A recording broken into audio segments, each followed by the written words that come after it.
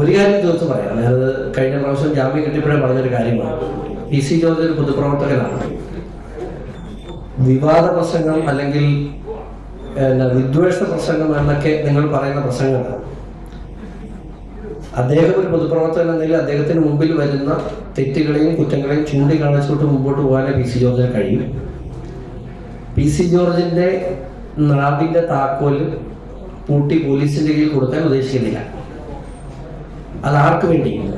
ഇവിടെ ഏതെങ്കിലും രീതിയിൽ ഇത്തരത്തിലുള്ള സംഘടനകൾക്കെതിരെ പ്രതികരിച്ചാൽ ഉടനെ കേസെടുക്കുന്ന നിലപാട് പോലീസ് തുടർന്നാൽ നിയമപരമായും രാഷ്ട്രീയപരമായും അതിനെ നേരിടുക എന്നല്ലാതെ നമുക്ക് വേറെ മാർഗമില്ല.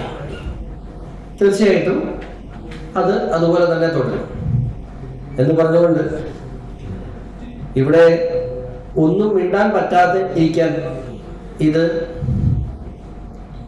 അഫ്ഗാനിസ്ഥാനോ പാകിസ്ഥാനോ ഒന്നുമല്ല, ഇന്ത്യയാണ്. ഇവിടെ സംസാരിക്കാനുള്ള സ്വാതന്ത്ര്യം ഭരണഘടന നമുക്ക് വാഗ്ദാനം ചെയ്യുന്നുണ്ട്.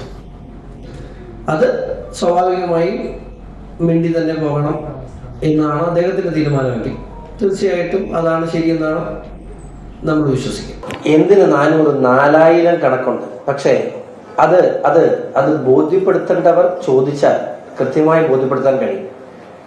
പെൺകുട്ടികൾ ഞാൻ പറയാം, ഇന്നലെ ഉണ്ടായിട്ടുണ്ട്. ഇന്നലെ ഞാൻ പറഞ്ഞത് അതിന് 28 റിപ്പോർട്ടഡ് ജഡ്ജ്മെന്റ്സ് കേരളത്തിന്റെ വിവിധ ഹൈക്കോടതികളുണ്ട്. അതിനകത്ത് ഒരെണ്ണമാണ് ഞാൻ ഇപ്പം നിങ്ങൾക്ക് അയച്ചിട്ടുള്ളത്.